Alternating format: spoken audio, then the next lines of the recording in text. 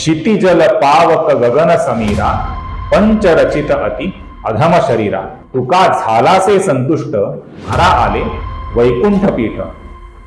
Corona काळामध्ये ऑक्सिजनचं किती महत्त्व होतं हे आपणा सर्वांना चांगलंच समजलेलं आहे। आपल्याला दिसणारं प्रत्येक झाड, प्रत्येक वनस्पती, प्रत्येक वृक्ष हे भगवान श्रीहरी विष्णूंचंच एक स्वरूप आहे।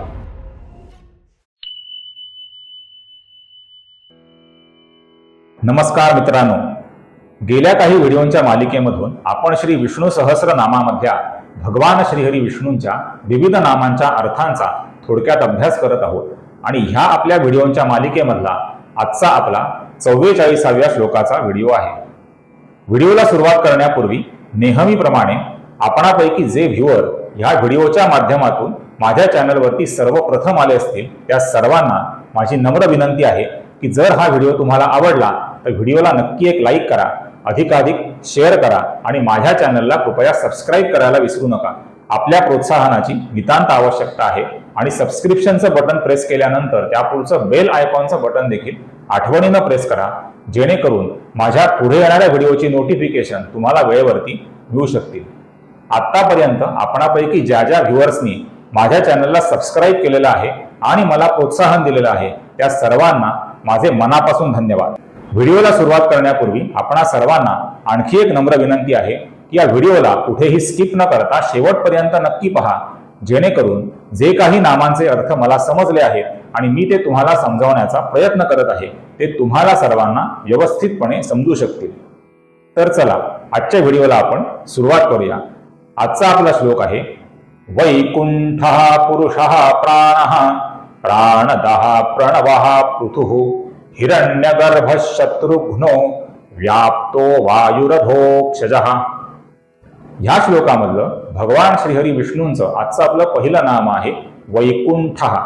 वैकुंठः या नामाचे प्रामुख्यानं 4 अर्थ आपण इथं विचारात घेणार आहोत आणि त्यापैकी पहिला अर्थ आहे पंचमहाभूतांची गती अवरुद्ध करून त्यांना परस्परांमध्ये मिसळणारे आणि या समस्त विश्वाची ब्रह्मांडाची निर्मिती करणारे ब्रह्मदेव स्वरूप जे भगवान श्रीहरी विष्णू आहेत त्यांना इथं वैकुंठः या नामानं संबोधित केलेलं आहे।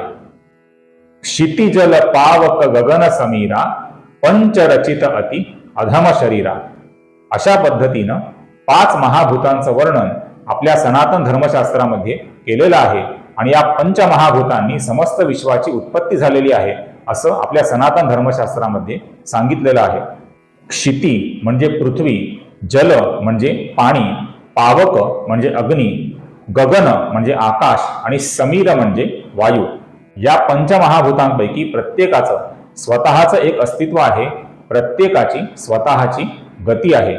या पंचमहाभूतांच्या गतीला अवरुद्ध केलं म्हणजे थांबवलं आणि त्यांना एकमेकांमध्ये मिसळलं आणि समस्त विश्वाची उत्पत्ती केली हे भगवान श्रीहरी विष्णूंचं महान कार्य आहे आणि ब्रह्मदेव हे स्वरूप घेऊन हे कार्य ते विश्वाच्या आरंभी अविरतपणे करत असतात। प्रत्येक प्रलयानंतर विश्वाची नव्याने उत्पत्ती करत असतात। त्या भगवान श्रीहरी विष्णूंना इथं वैकुंठः या नामानं संबोधित केलेलं आहे। पृथ्वीचं मिलन जलाशी, आकाशाचं मिलन वायूशी आणि वायूचं मिलन तेजाशी करणारे जे ब्रह्मदेव स्वरूप भगवान श्रीहरी विष्णू आहेत त्यांना इथं वैकुंठः या नामानं संबोधित केलेलं आहे।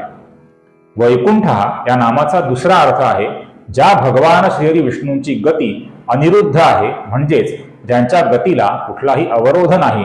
आपल्या इच्छेनुसार या विश्वामधल्या कुठल्याही ठिकाणी कुठल्याही क्षणी जे प्रकट होऊ शकतात त्या भगवान श्रीहरी विष्णूंना वैकुंठः या नामानं संबोधित केलं जातं। भगवान श्रीहरी विष्णू क्षीरसागरामध्ये शेष आणि अनंत यांच्या शय्येवरती पहुडलेले आहेत। लक्ष्मी माता त्यांच्या चरणांची अविरतपणे सेवा करत आहे आणि हे जे भगवान श्रीहरी विष्णूंचं परमधाम आहे त्याला वैकुंठः असं म्हटलं जातं। जगद्गुरु संत श्रेष्ठ तुकाराम महाराजांनी असं म्हटलेलं आहे, तुका झालासे संतुष्ट घरा आले वैकुंठ पीठ देहासहित तुका वैकुंठासी। ज्या मनुष्याला भगवान श्रीहरी विष्णूंच्या खऱ्या स्वरूपाचं यथार्थपणे ज्ञान झालेलं आहे त्याला याची देही याची डोळा मोक्ष मिळतो, मुक्ती मिळते आणि तो मनुष्य जिवंतपणे याची देही याची डोळा वैकुंठाची अनुभूती करू शकतो, अशा पद्धतीचा भाव या वचनांमागे आहे. वैकुंठ हा या नामाचा तिसरा अर्थ आहे. देवराज इंद्र त्यांना देखील वैकुंठ असं संबोधलं जातं. आणि वैकुंठ या नामाचा चौथा अर्थ आहे तुळशीचं झाड. तुळस ही आयुर्वेदाच्या दृष्टीने अत्यंत महत्वाची आहे आणि तिच्यामध्ये अनेक औषधी गुणधर्म सामावलेले आहेत आणि ते गुणधर्म याप्रमाणे आहेत. तुळस ही एक औषधी वनस्पती आहे. त्यामध्ये अँटीऑक्सिडंट्स, अँटीबॅक्टेरियल, अँटी इन्फ्लेमेटरी, ॲडॅप्टोजेनिक गुणधर्म असतात.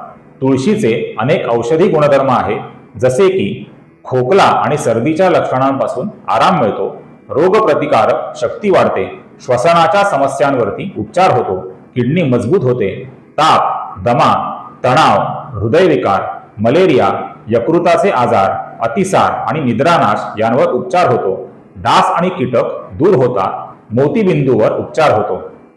तुळशीची काही पाने मधासोबत घेतल्याने खोकला आणि फ्लू पासून आराम मिळतो. तुळस, आले आणि काळी मिरी यांचा बनवलेला काढा खोकला, सर्दी यांच्यासारख्या श्वसनाच्या समस्यांपासून आराम देतो. उकडलेले तुळशीच्या पानांचे पाणी घसा खवखवणे आणि श्वसनाच्या आजारांवरती उपचार करू शकते. तुळशीच्या पानांचा रस मधात मिसळून घेतल्याने किडनी मजबूत होते. तुळस ही हिंदू धर्मामध्ये सर्वात पवित्र वनस्पती मानली जाते. ती सकारात्मक ऊर्जा आकर्षित करते, आशीर्वाद देते आणि देवाशी जवळचे नाते निर्माण करते असं मानलं जातं. अशा पद्धतीने आयुर्वेदामध्ये अनन्यसाधारण महत्व असलेली तुळशीचं झाड हे भगवान श्री विष्णूंचं स्वरूप मानलं गेलेलं आहे. आणि या चौथ्या अर्थाच्या अनुषंगानं देखील भगवान श्री विष्णूंना इथं वैकुंठ या नामानं संबोधित केलेलं आहे. या पुढचं भगवान श्रीहरी विष्णूंचं नाम आहे पुरुषः.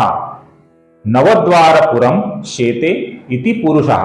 अशा पद्धतीची पुरुषः या नामाची व्याख्या आहे. आपलं हे जे मनुष्य शरीर आहे त्याला 9 द्वारांचं पुर असं म्हटलं जातं.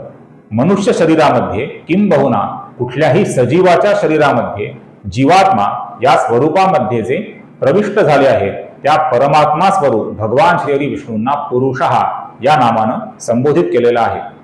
सहस्रशीर्षा पुरुषः सहस्राक्ष सहस्रपात स भूमिं विश्वतो वृत्वा अत्यतिष्ठत दशांगुलम. अशा पद्धतीचा एक श्लोक पुरुष सूक्त नावाच्या सूक्तामध्ये सुरुवातीलाच आलेला आहे. आणि या श्लोकामध्ये विश्वाच्या निर्मितीपूर्वीच्या भगवान श्रीहरी विष्णूंच्या विराट विश्वरूपाचं वर्णन केलेलं आहे. विश्वाच्या प्रारंभी एक अत्यंत विराट असा पुरुष प्रकट झाला. भगवान श्रीहरी विष्णू विश्वरूप या विराट स्वरूपामध्ये प्रकट झाले आणि संपूर्ण विश्वाला निर्माण केल्यानंतर देखील ते 10 अंगुली शिल्लक राहिले असं वर्णन या श्लोकामध्ये आलेलं आहे. असं जे भगवान श्रीहरी विष्णूंचं विराट विश्वरूप आहे ते अज्ञानाचा, पापाचा नाश करणार आहे. आणि या विराट विश्वरूपाला देखील पुरुषः या नामानं संबोधित केलेलं आहे. भगवान श्रीहरी विष्णू या संपूर्ण विश्वामध्येच परमात्मा आणि जीवात्मा या दोनही स्वरूपांमध्ये सामावलेले आहेत आणि शयन करत आहेत. त्या भगवान श्रीहरी विष्णूंना इथं पुरुषः या नामानं संबोधित केलेलं आहे. या पुढचं भगवान श्रीहरी विष्णूंचं नाम आहे प्राणः. या नामाचा इथे अर्थ असा आहे की प्राणवायू म्हणजे ऑक्सिजन, जो प्रत्येक सजीवाला जीवनाकरता अत्यावश्यक असतो. या ऑक्सिजन शिवाय, या प्राणवायूशिवाय सजीवाचं जिवंतपण असूच शकत नाही. करोना काळामध्ये ऑक्सिजनचं किती महत्व होतं हे आपणा सर्वांना चांगलंच समजलेलं आहे. असा जो जीवनाकरता अत्यावश्यक प्राणवायू आहे त्या प्राणवायूला भगवान श्री विष्णूंचं स्वरूप मानलं गेलेलं आहे. आणि या स्वरूपामध्ये या पृथ्वी तलावरती विद्यमान असलेल्या भगवान श्रीहरी विष्णूंना इथं प्राणः या नामानं संबोधित केलेलं आहे. या पुढचं भगवान श्रीहरी विष्णूंचं नाम आहे प्राणदाह. प्राणदाह, प्राण देणारा. या नामाचा अर्थ असा आहे आपल्याला दिसणारं प्रत्येक झाड, प्रत्येक वनस्पती, प्रत्येक वृक्ष हे भगवान श्रीहरी विष्णूंचंच एक स्वरूप आहे. या विश्वामध्ये या पृथ्वी तलावरती विद्यमान असलेली प्रत्येक वनस्पती ही वातावरणामधला कार्बन डायऑक्साईड शोषून घेते आणि ऑक्सिजन बाहेर सोडते. अशा पद्धतीने ऑक्सिजनचा प्राणवायूचा पुरेसा साठा वातावरणामध्ये राहील याकरता या पृथ्वी तलावरती असलेल्या प्रत्येक झाडाचं, प्रत्येक वृक्षाचं, प्रत्येक वनस्पतीचं महत्व अनन्यसाधारण आहे. आणि अशा स्वरूपामध्ये पृथ्वी तलावरती असलेल्या वनस्पतींच्या स्वरूपामध्ये पृथ्वी तलावरती असलेल्या भगवान श्रीहरी विष्णूंना इथं प्राणदाह या नामानं संबोधित केलेलं आहे. या पुढचं भगवान श्रीहरी विष्णूंचं नाम आहे प्रणवाहा. प्रणवाहा म्हणजे प्रकृष्ट स्तुती, म्हणजे सर्वोत्कृष्ट अशी स्तुती, सर्वोत्कृष्ट अशी भगवंताची स्तुती. विश्वाच्या निर्मितीच्या वेळी जो अनाहत नाद उत्पन्न झाला त्याला आपण ओंकार असं संबोधित करतो. आणि हा जो ओंकार आहे त्यालाच प्रणव असं म्हटलं जातं. ओंकार ही भगवान श्रीहरी विष्णूंची, परमात्मा भगवान श्रीहरी विष्णूंची सर्वोत्कृष्ट अशी स्तुती आहे. आणि या ओंकार स्वरूप भगवान श्रीहरी विष्णूंना, ओंकार स्वरूप परमात्मा असलेल्या भगवान श्रीहरी विष्णूंना इथं प्रणवहा या नामानं संबोधित केलेलं आहे. ओम नमोजी आद्या वेद प्रतिपाद्या असं ज्ञानेश्वर माऊलींनी ओंकार स्वरूप परमात्म्याचं वर्णन करत असताना म्हटलेलं आहे. या ओंकार स्वरूपामध्ये असलेल्या भगवान श्रीहरी विष्णूंना प्रणवहा या नामानं इथं संबोधित केलेलं आहे. या पुढचं भगवान श्रीहरी विष्णूंचं नाम आहे पृथुः. आणि पृथुः या नामाचे 4 अर्थ आपण इथं विचारात घेणार आहोत. पृथुः या नामाचा पहिला अर्थ आहे, पुरातन काळामध्ये एक वेन नावाचा राजा होऊन गेला आणि या वेन राजाचा एक सुपुत्र होता ज्याचं नाव होतं पृथु. आणि हा अत्यंत पराक्रमी आणि धर्माचरणी राजा होता. या पृथु राजामुळेच आपल्या या ग्रहाला पृथ्वी हे नाव प्राप्त झालेलं आहे. हा राजा भगवान श्रीहरी विष्णूंचं स्वरूप मानला जातो. या अर्थाच्या अनुषंगाने भगवान श्रीहरी विष्णूंना इथं पृथु या नामानं संबोधित केलेलं आहे. पृथु या नामाचा दुसरा अर्थ आहे अग्नी. जंगलांमध्ये भडकलेला वणवा आणि समुद्राच्या पृष्ठभागावरती भडकलेला वडवानल ही पसरत जाणारी अग्नीची स्वरूप आहे. प्रचंड वेगाने पसरणाऱ्या, विस्तारणाऱ्या अग्नीची प्रचंड अशी स्वरूप आहे. आणि या स्वरूपांना भगवान श्रीहरी विष्णूंचं स्वरूप मानलं जातं. आणि या स्वरूपामध्ये असलेल्या भगवान श्रीहरी विष्णूंना इथं पृथुः या नामानं संबोधित केलेलं आहे. पृथु या नामाचा तिसरा अर्थ आहे पृथ्वी. ही संपूर्ण पृथ्वी सज्जन आणि दुर्जन दोनही प्रकारच्या जीवांना सारख्याच पद्धतीनं आश्रय देते, त्यांचा भार सहन करते. व्यापकता, सहनशीलता आणि समानता या गुणधर्मांनी परिपूर्ण असलेल्या या आपल्या पृथ्वीला, भूदेवीला भगवान श्रीहरी विष्णूंचं स्वरूप मानलं जातं. भूदेवी ही भगवान श्रीहरी विष्णूंची लक्ष्मी स्वरूप अर्धांगिनी मानली जाते. या स्वरूपामध्ये असलेल्या भगवान श्रीहरी विष्णूंना इथं पृथुः या नामानं संबोधित केलेलं आहे. आणि पृथुः या नामाचा चौथा अर्थ आहे तो महाभारताच्या अनुषंगानं आहे. महाभारतामध्ये जी पांडवांची माता होती कुंती, त्या कुंतीला पृथा असं म्हटलं जात असे कारण ती अत्यंत सहनशील होती आणि तिची वागणूक अत्यंत समानतेची होती. कुंतीने पांडव आणि कौरव यांच्यामध्ये कधीही कुठलाही भेदभाव केला नाही. त्या दोघांनाही अत्यंत समानतेच्या दृष्टीने तिने वागवलेलं होतं. असं कुंतीचं वर्णन आपल्याला महाभारतामध्ये दिसतं. या कुंतीचा समावेश पंचकन्यांमध्ये केला जातो. अहिल्या, द्रौपदी, कुंती, तारा, मंदोदरी तथा पंचकन्या स्मरे नित्यम महापाप विनाशनम. अनेक जण कुंती या नावाच्या जागी सीता या नामाचा उच्चार करतात, जो चुकीचा आहे. सीता मातेचा समावेश महापतिव्रतांमध्ये केला गेलेला आहे. इथे ज्या पंचकन्यांचं वर्णन केलेलं आहे त्या पतित पावन झालेल्या पंचकन्या आहेत आणि त्यांमध्ये कुंतीचा समावेश होतो. पांडव आणि कौरव यांच्याकडे समानतेच्या दृष्टीनं पाहणाऱ्या, त्यांना समानतेची वागणूक देणाऱ्या कुंतीला भगवान श्रीहरी विष्णूंचं स्वरूप मानलं गेलेलं आहे. आणि या चौथ्या अर्थाच्या अनुषंगानं देखील भगवान श्रीहरी विष्णूंना इथं पृथुः या नामानं संबोधित केलेलं आहे. या पुढचं भगवान श्रीहरी विष्णूंचं नाम आहे हिरण्यगर्भा आणि या नामाचा अर्थ ब्रह्मदेव असा आहे.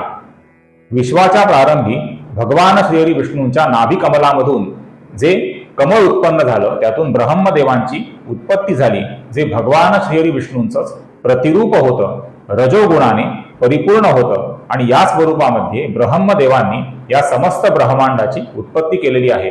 हे ब्रह्मदेव आपल्याला रोज आकाशामध्ये दर्शन देणाऱ्या सूर्याच्या गाभ्यामध्ये त्याच्या केंद्रस्थानी विराजमान आहेत असं वर्णन आपल्या सनातन धर्मशास्त्रामध्ये केलेलं आहे। हे जे भगवान सूर्यनारायण स्वरूप आहे, हा जो सूर्य आहे तो समस्त विश्वामध्ये आपली सोनेरी किरणं पसरवत असतो।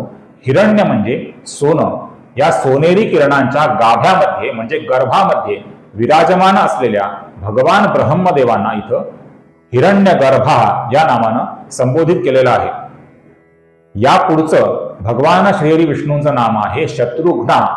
शत्रुघ्न म्हणजे शत्रूंचा विनाश करणारे, देवांच्या शत्रूंचा म्हणजे असुरांचा, अधर्माचरणी असुरांचा विनाश करणारे जे भगवान श्रीहरी विष्णू आहेत त्यांना इथं शत्रुघ्न या नामानं संबोधित केलेलं आहे।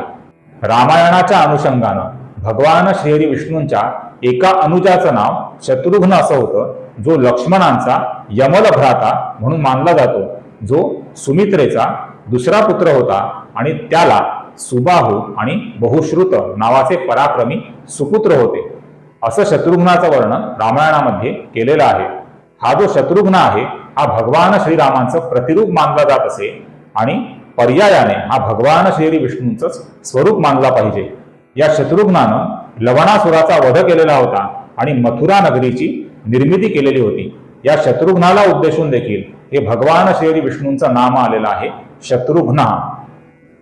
या पुढचं भगवान श्रीहरी विष्णूंचं नाम आहे व्याप्तः आणि व्याप्तः या नामाचा अर्थ असा आहे, या विश्वामध्ये सजीव आणि निर्जीव, चल आणि अचल अशा विविध स्वरूपांमध्ये व्यापून राहिलेले जे भगवान श्रीहरी विष्णू आहेत त्यांना इथं व्याप्तः या नामानं संबोधित केलेलं आहे। या नामाच्या अनुषंगानं कविवर्य मंगेश पाडगावकर यांच्या एका कवितेमधल्या शेवटच्या कडव्यामध्ये आपल्याला अत्यंत समर्पक वर्णन दिसून येतं। तुला पाहिले ऋतू ऋतूंतून, फुला फळांतून, या गगनातून, या मातीतून, स्थिती गतीतून, संघर्षातून, सुखदुःखांतून, व्यथे व्यथेतून, या सृष्टीतून अन भवतीच्या मानवतेतून, रे कसे वेगळे म्हणू सांग तुझं, यांच्यापासून मी कधीच नाही म्हटले की तू दे मज दर्शन। अशा विविध स्वरूपांमध्ये भगवान श्रीहरी विष्णू आपल्या सभोवती विद्यमान असतात आणि प्रत्येक दिवशी प्रत्येक क्षणी ते विविध स्वरूपांमध्ये आपल्याला दर्शन देखील देत असतात। अशा पद्धतीने समस्त विश्वामध्ये व्यापून राहिलेल्या भगवान श्रीहरी विष्णूंना इथं व्याप्तः या नामानं संबोधित केलेलं आहे। या पुढचं भगवान श्रीहरी विष्णूंचं नाम आहे वायू। वायू हे पंचमहाभूतांपैकी एक तत्व आहे। क्षितिजल पावक गगन समीरा, समीर म्हणजे वायू आणि हा जो वायू आहे याला भगवान श्रीहरी विष्णूंचं स्वरूप मानलं गेलेलं आहे। जर तुम्हाला आठवत असेल तर या पूर्वीच्या एका श्लोकामध्ये वायू वाहन या भगवान श्रीहरी विष्णूंच्या नामाचा अभ्यास करत असताना आपण वायूचे विविध प्रकार अभ्यासलेले आहेत। आपणापैकी ज्या व्ह्युअर्सनी हा व्हिडिओ अद्याप पाहिला नसेल त्यांच्या संदर्भाकरता त्या व्हिडिओची लिंक मी खाली डिस्क्रिप्शन मध्ये देत आहे, तो व्हिडिओ अवश्य पहा। एका ठिकाणाहून दुसऱ्या ठिकाणी ज्याचं वहन होतं, जो सुगंध आणि दुर्गंध यांचं वहन करतो, त्या पंचमहाभूतांपैकी एक असलेल्या वायूला भगवान श्रीहरी विष्णूंचं स्वरूप मानलं गेलेलं आहे। श्रीमद भगवद्गीतेच्या 7व्या अध्यायामधला 9वा श्लोक आहे, ज्यामध्ये भगवान श्रीकृष्णांनी असं सांगितलेलं आहे, पुण्योगंधा पृथिव्यांच तेजश्चास्मी विभावसौ, जीवनम सर्वभूतेषु तपश्चास्मी तपस्विषु। या पृथ्वी तलावरचा गंध जो पुण्यात्मक आहे तो मी आहे असं भगवान श्रीकृष्ण इथं सांगत आहे। तापलेल्या धरणीवरती जेव्हा पावसाचे थेंब पडतात तेव्हा जो गंध दरवळतो, ज्याला आपण मृद्गंध म्हणतो, तो किती आल्हाददायक असतो याचा अनुभव आपणापैकी सर्वांनी घेतलेला आहे। हा जो मृद्गंध आहे जो अत्यंत आनंददायक असतो त्याला भगवान श्रीहरी विष्णूंचं स्वरूप मानलं जातं। हा गंध एका ठिकाणाहून दुसऱ्या ठिकाणी वाहून नेण्याचं काम वायू करत असतो। वायूला सुगंध पसरवणारा आणि दुर्गंध पसरवणारा अशा दोनही अर्थांनी सदा गतीही असं म्हटलं जातं। हा जो गंधवाहक वायू आहे तो वायू म्हणजेच भगवान श्रीहरी विष्णू आणि त्यांना उद्देशून आलेलं हे नाम आहे वायू। या पुढचं आणि या श्लोकाच्या शेवटचं भगवान श्रीहरी विष्णूंचं नाम आहे अधोक्षजः आणि अधोक्षजः या नामाचे प्रामुख्यानं 3 अर्थ आपण इथं विचारात घेणार आहोत. अधोक्षजः या नामाचा पहिला अर्थ आहे जे भगवान श्रीहरी विष्णू त्यांच्या समाधी म्हणजे तुरीय ब्राह्मी या अवस्थेपासून कधीही ढळत नाहीत, त्यांचं कधीही या अवस्थेपासून अधःपतन होत नाही, त्या भगवान श्रीहरी विष्णूंना इथं अधोक्षजः या नामानं संबोधित केलेलं आहे. पृथ्वी जिथे आकाशाला मिळते त्या ठिकाणाला आपण क्षितिज असं म्हणतो. या क्षितिजावरती सूर्य नित्यनेमानं पहाटेच्या वेळी उगवत असतो आणि संध्याकाळच्या वेळी मावळत असतो. अशा पद्धतीने या पृथ्वीवरती दिवसाचं आणि रात्रीचं चक्र सूर्य अविरतपणे चालवत असतो. हा जो सूर्य आहे त्याचं जे तेज आहे ते भगवान श्रीहरी विष्णूच आहे आणि ह्या सूर्य स्वरूपामध्ये असलेल्या भगवान श्रीहरी विष्णूंना इथं अधोक्षजः या नामानं संबोधित केलेलं आहे. अधोक्षजः या नामाचा तिसरा अर्थ आहे 5 ज्ञानेंद्रिय आणि 5 कर्मेंद्रिय यांच्या संवेदनांनी ज्यांचं संपूर्णपणे ज्ञान करता येणं अशक्य आहे आणि ज्यांच्या मूळ स्वरूपाचं ज्ञान प्राप्त करण्याकरता आपल्याला अंतर्मुख व्हावं लागतं आणि आपल्या आत्मदेश त्यांचा शोध घ्यावा लागतो, त्या भगवान श्रीहरी विष्णूंना इथं अधोक्षजः या नामानं संबोधित केलेलं आहे. एक अत्यंत लोकप्रिय मराठी गीत आहे, कुठे शोधिसी रामेश्वर अन कुठे शोधिसी काशी, हृदयातील भगवंत राहिला देव असून उपाशी. भगवान श्रीहरी विष्णूंचं अस्तित्व आपल्या आत्मदेत असतं आणि आपण मात्र विविध तीर्थक्षेत्रांमध्ये त्यांना शोधत फिरत असतो. ज्याप्रमाणे कस्तुरी मृगाच्या नाभिस्थानी जी कस्तुरी असते तिचा सुगंध सगळीकडे पसरलेला असतो आणि हा सुगंध कुठून येतोय याचा शोध घेण्याकरता कस्तुरी मृग वनोवनी भटकत राहतं, परंतु त्याला याचं ज्ञान नसतं की कस्तुरी ही आपल्याच नाभीमध्ये विद्यमान आहे. अशाच पद्धतीने भगवान श्रीहरी विष्णूंचं अस्तित्व आपल्या अभ्यंतरामध्ये आहे आणि अशा आपल्या अभ्यंतरामध्ये असलेल्या भगवान श्रीहरी विष्णूंना इथं अधोक्षजः या नामानं संबोधित केलेलं आहे. जर तुम्हाला हा व्हिडिओ आवडला असेल तर व्हिडिओला नक्की एक लाईक करा, अधिकाधिक शेअर करा आणि माझ्या चॅनलला कृपया सबस्क्राईब करायला विसरू नका. आपल्या प्रोत्साहनाची नितांत आवश्यकता आहे आणि पुढचं बेल आयकॉनचं बटन देखील आठवणीनं प्रेस करा. पुन्हा भेटूया पुढील व्हिडिओमधल्या भगवान श्रीहरी विष्णूंच्या विविध नामांच्या अनेकविध अर्थांसह. तोपर्यंत आपली काळजी घ्या. जय श्रीराम.